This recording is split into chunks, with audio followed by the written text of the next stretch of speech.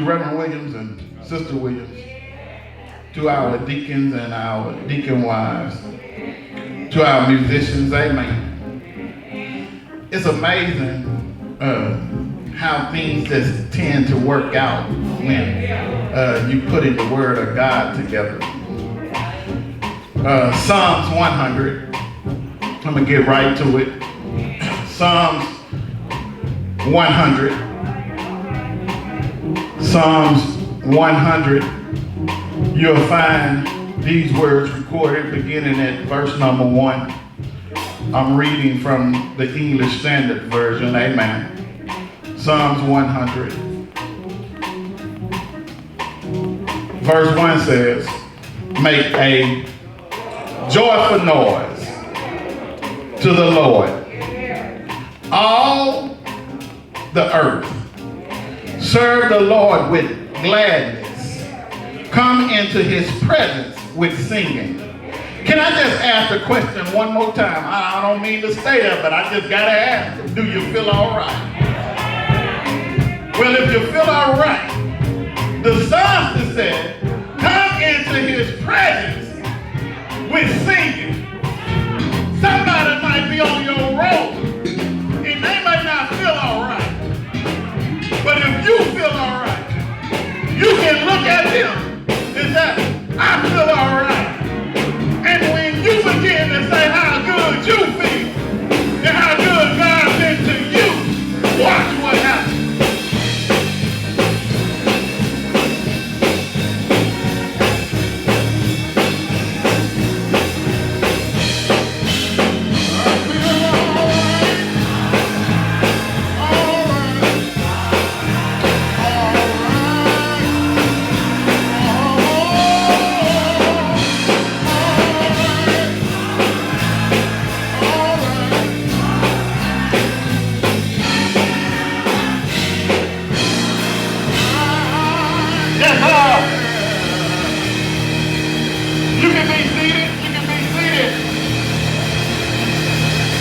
Verse number 1 says, make a joyful noise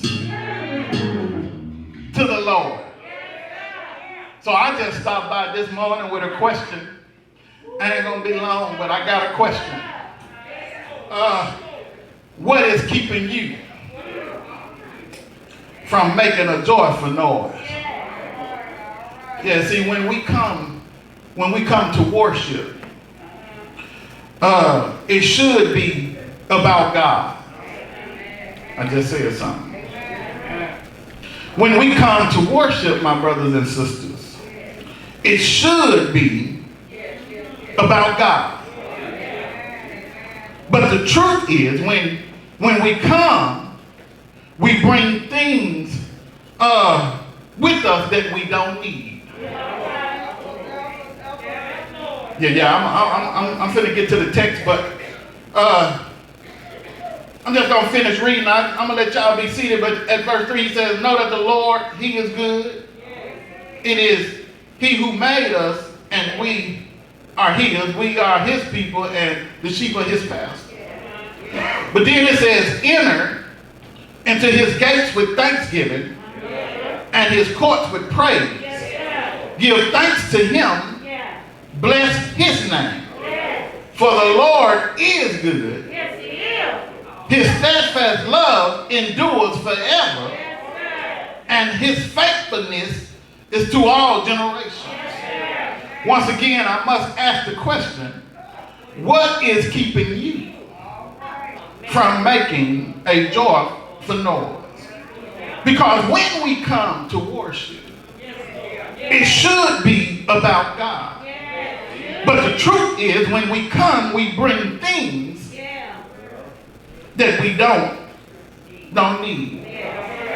What you talking about, Austin? I'm glad you asked, because a lot of times we bring snacks.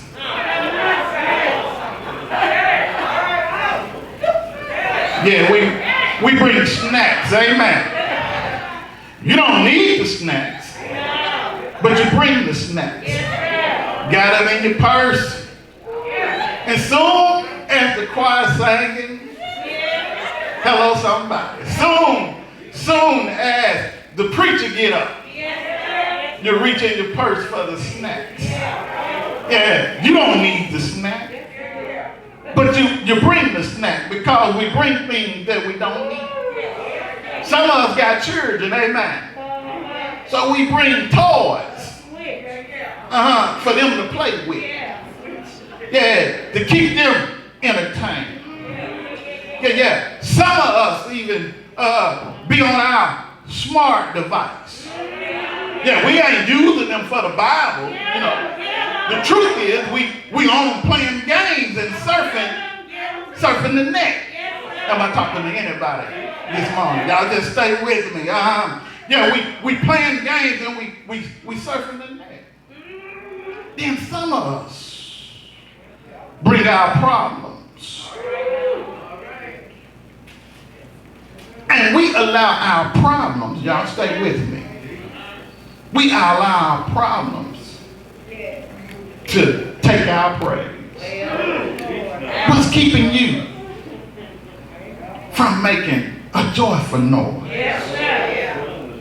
See, our problems, my brothers and sisters, come in and they take our joy. But the truth is, y'all, the truth is, when we get here in the house of worship, we should make it be about God. Everything that we've been going through. Amen. We can cast that problem to God and he'll take care of it. I want y'all to stay with me because it should be the other way around. See, Asaph, he said this in Psalms 73, around that 17th verse. He said, when I got to the sanctuary, he said, that's when I discerned. Let me tell y'all something. The enemy is so crafty. He have us to have things in our life to distract us because he know if we distracted, we can't discern. Watch this. Why is that, Austin? Why then? Because Asaph said it like this. He says, in other words, when I discern, I learn a proper perspective. See, I don't see things how I need to see it. But when I get in the sanctuary, my discernment kick in and I see it how God would have me to see it. But see, you got to remember that the devil never wants you to see it how God would have you to see it. He always wants you to see it how he's painting it. But the truth is he's a deceiver and his deceiving comes through distraction. Tell somebody, don't get distracted. Here it is. Watch this. So, what are you telling me? I'm glad you asked because I just want to suggest that instead of us allowing these things like our problems and the snacks and the smart devices, instead of them taking our perspective, may I suggest to you that we should keep our focus on God. In spite of what I'm dealing with, in spite of what I'm going through, I should keep my focus on him. Amen? We have to stop allowing our problem and these other things to take our perspective. And the reason why is because the enemy knows something that you don't know. But I'm finna help you this morning. Can I tell y'all what he knows that you don't know? See, he knows that when you get distracted, you can't discern. And when you can't discern, you can't get the proper perspective. And see, he knows this, that when we are distracted, that's when we lose our joy. I want y'all to stay with me. Watch this. See, the enemy knows that when we lose our joy, don't miss this, we lose our strength. I just said something. He knows that when we lose our joy, we lose our strength. I'm reminded of an old mother. And when I would see her and she would get up in church, she would always talk about this joy that I have. She said, this joy that I have, the world didn't give it to me. And the world can't take it away. Jesus said, I told you these things that my joy may be within you. I'm trying to show you this morning that when you lose your joy, you lose your strength. And the enemy knows that. But we don't realize how joy is so important to our life.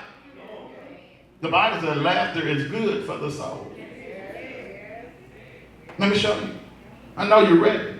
Nehemiah says this in chapter 8, verse number 10. He says, do not be grieved, for the joy of the Lord is your strength. See, we need to stop, my brothers and sisters, running around feeling hurt in life. Y'all stay with it. And realize that sometimes life will hurt. I want to say that again. We need to stop running around feeling hurt in life and realize that sometimes life will hurt. Tell somebody life will hurt. Yeah. And that's not a bad thing. It's a good thing. See, the Bible says that God chastises those who he loves. In other words, he has to whoop us sometimes because he loves us. And the truth is, whoopings hurt. Yes, sir. Yes, sir. Yeah, I remember Mama would look at me and she'd say, baby, this gonna hurt me more than it hurts you. I couldn't understand at the time because I'm taking the but I know now that it hurts God to whoop us because he wished we would just get it. But the truth is, sometimes, just like with our children, we got to let you bump your head. God said, I got to let you go through some stuff. But I still love you. Tell somebody life gonna hurt sometimes. And that's not a bad thing. See, I'm reminded of having a wound on my body. And the wound developed this scab. And as that scab dried out and pulled on that wound tight, can I tell y'all that it hurt? But even though it hurt, I knew that it was healing too.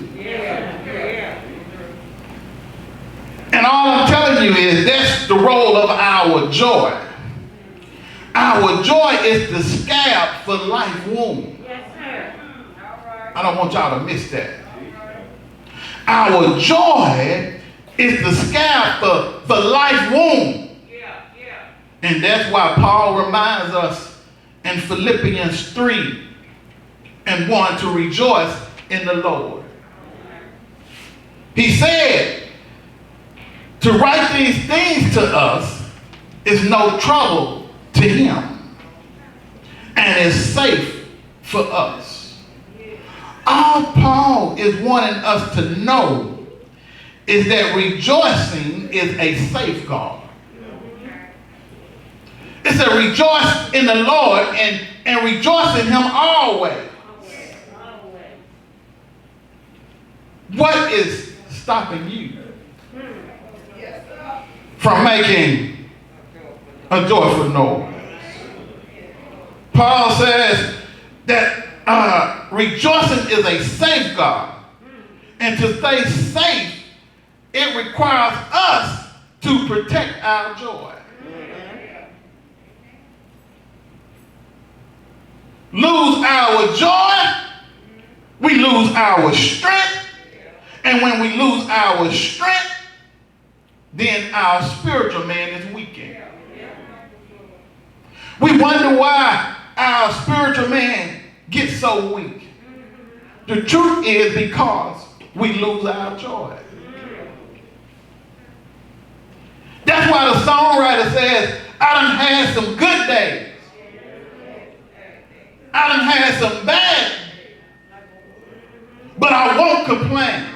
In other words, he's saying, I won't lose my joy. Sometimes the clouds, they may hang low. But he said, God has always been good to me. That ought to be all our testimony when storms roll in our life. In spite of what we're going through, we should hold to God has always been good.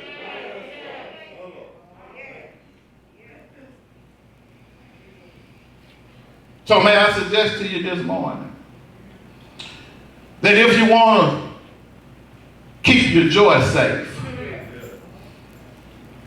then you need to keep your soul satisfied. Tell somebody to keep your soul satisfied. So what I'm keeping my soul satisfied in, and I'm glad you asked, because I have to tell you that if you want to keep your joy safe, then you have to keep your soul satisfied in Christ. See, here in the text, and see, I'm going to go now. Here in the text, we have been given an invitation. Y'all stay with it. It tells us how to be satisfied in Christ. Look at verse number 1 and 2. It tells us to make a joyful noise unto the Lord. Then it says, serve the Lord with gladness. Come into his presence with singing. See, it tells us that when God is in our life, we won't be able to hide him from nobody. These verses tell us that when we truly know who God is, we don't mind bragging on Jesus. We don't mind going out in the hedges and the highways, compel a man to come see a man. Y'all don't hear me. When we know who he is, we don't mind serving him with gladness. Amen. Yet, some of us don't know how to allow our joy to come out, because we get too distracted. We allow what people say to dictate our worship. We allow what people do to dictate our praise. I'm reminded of a man who went to his pastor, and he told his pastor, he said, today will be my last day at church. He said, because when I come to church, he said, there's too much going on. He said, people is gossiping in the church about one another. He said, when I look around, people are allowing their kids to run and play in church. He said, people is not paying attention when you even preaching, pastor. He said, some people are sleeping while you preaching. He said, today is my last day. Pastor said to the man, he said, before you leave, he said, I need for you to do me one favor. He took a glass and he filled it up with water. He filled it up to the rim and he told the man, he said, I need for you to walk around the church and don't spill a drop. The man circled the sanctuary, focusing in on not spilling the water. When he get back to the pastor said, how did it go? The pastor said, man, what did you see today during service?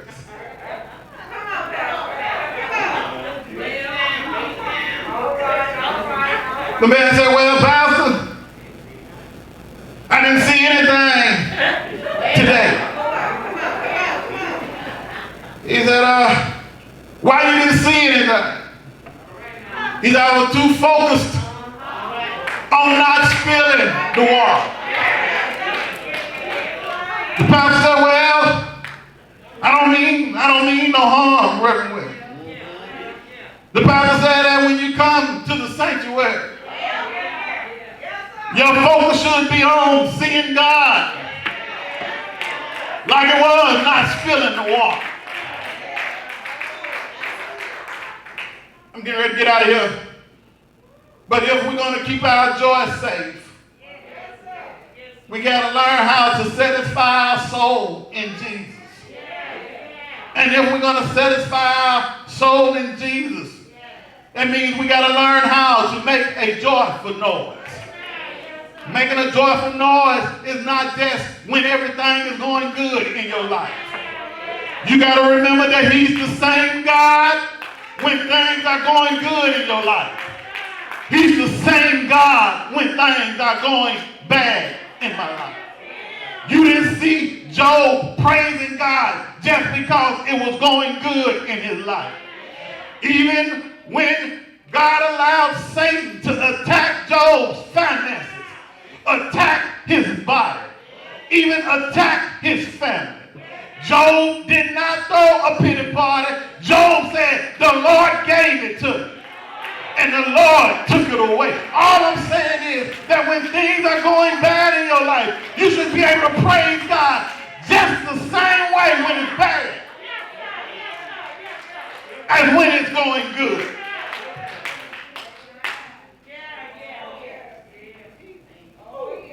So, verses 1 and 2 tells us how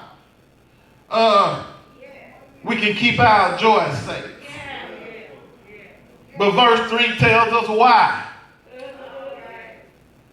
we should be satisfied. 1 and 2 says, satisfy yourself in the soul by being in Christ. But verse 3 tells us why we should be. And look, he says, because He is our Creator. And He is our shepherd.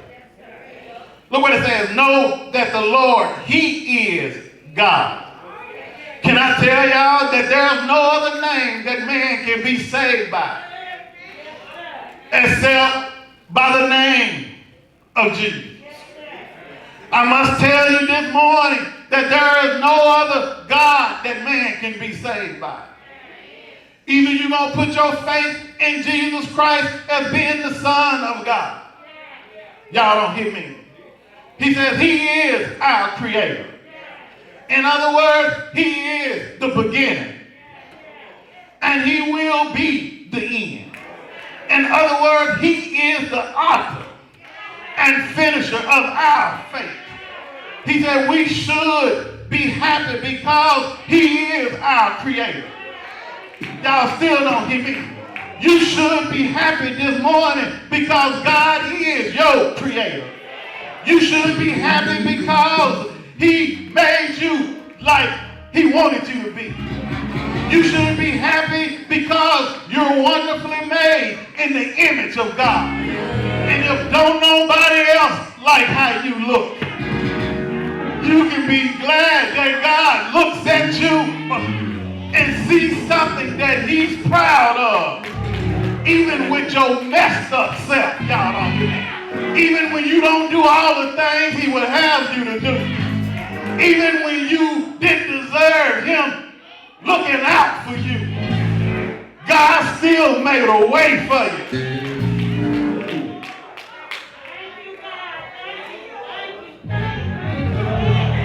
He says that we should be happy because he's our creator. But then he's our shepherd. Tell somebody he's our shepherd. See, y'all don't know when to get happy. See, the shepherd's job is to look out for the sheep. Y'all don't know when to get happy. See, it's good news to know that God is my shepherd. See, you got to make that thing personal. Tell somebody you got to make it personal. See, that's why David said in Psalm 23, he said, the Lord is my shepherd.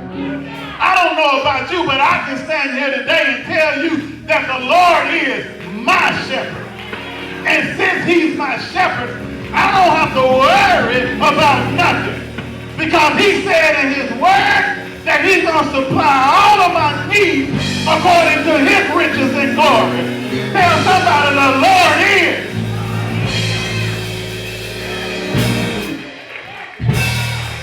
I'm getting ready to get out of here.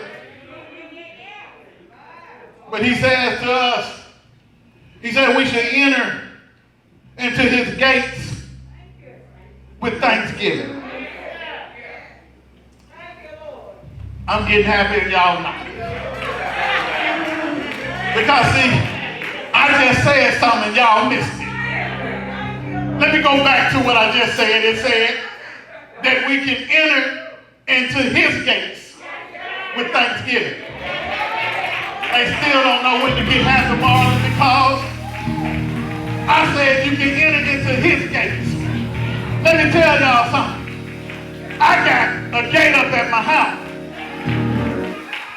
And they call it a privacy fence. And I got mine locked.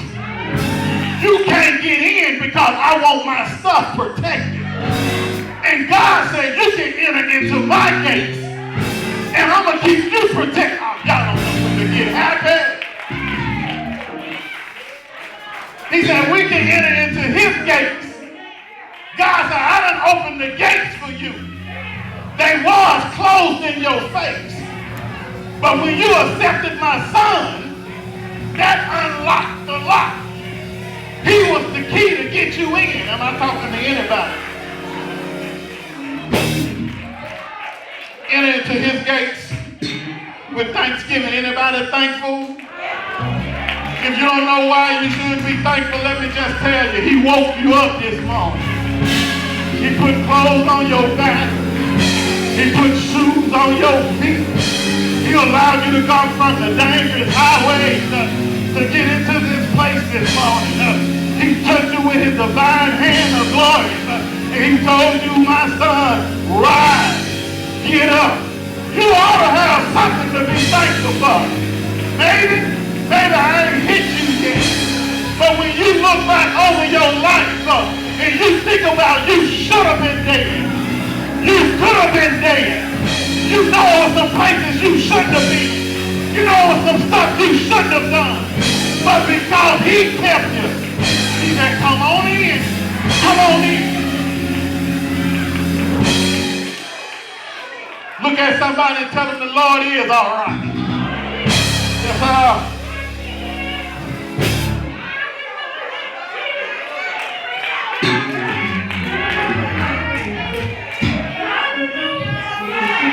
Look what it says. The psalmist said, give thanks to him and bless his name. I don't know about you, but he said give thanks to the Lord and bless his name. Watch this. For the Lord is good. Tell somebody the Lord is good. Look what he said. He said, the Lord is good. He didn't say you was good. Hello, somebody. He said, the Lord is good. Yeah, We are the sheep of his pasture. And that means we belong to him. And because he is good, and by me being the sheep of his pasture, the Lord will take care of me. Brother Leo, I know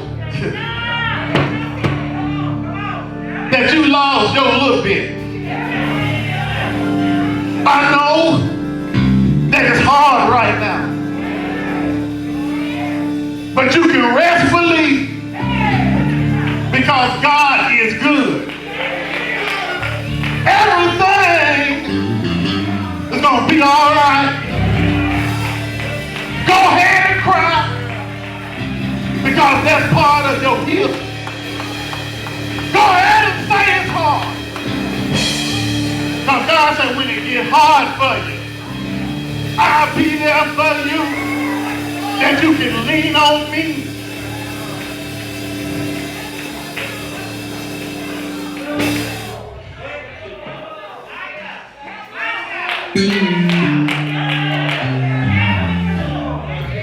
I'm finna get out of here. I gotta go. Verse 4 and 5 tells us what to do. And I'm gone. And it tells us that we should praise him. Tell somebody to praise him. Why is this? We ought to give God praise.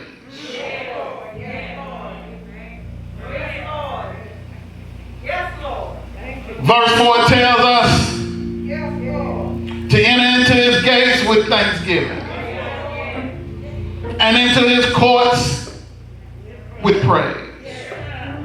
Be thankful unto him and bless his name. God's house should be a place of praise. I don't care how hard it's been all week long. I want y'all to hear me. That's why it matters when we up here singing for God. And what they see on your face. That's why it matters when we preaching for God. What they see on our face. It matters how you usher in the house of the Lord. Because God's house should be a house of praise. When people come into the sanctuary, they're not coming to see somebody mean mugging them. They're not coming to see people with their head down like they don't know who God is. But they come in the sanctuary because the sanctuary should be a place of praise. You didn't come here this morning to see how good I look. You didn't come here this morning to see what nobody had on. If you came for them reasons, you came for the wrong reason. Because when you came to the sanctuary, you should have came to give God some praise. Am I talking to anybody this morning? And isn't it good to know that he woke you up so you can give him some praise? I don't know about you this morning, but soon as my eyes open up, I told the Lord, thank you for another day. Am I talking to anybody this morning? So his place, his sanctuary should be a place of praise. It ought to be some praises going up right now. If the Lord done anything for you, you ought to go ahead and give him some praise right now. He's worthy to be praised. He's worthy to be lifted up. Anybody here know him? Have you tried him for yourself? Have he healed your body? If he healed your body, you ought to feel sign. If he turned your finances around, you ought to feel sign. If he kept you from danger seen and unseen, you ought to feel sign. You ought to let somebody know that he's worthy. He's worthy.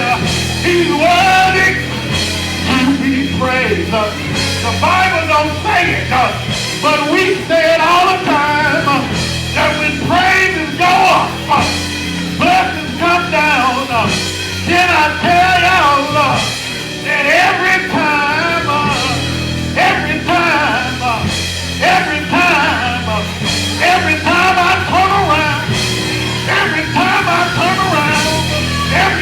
I turn around, he blesses me.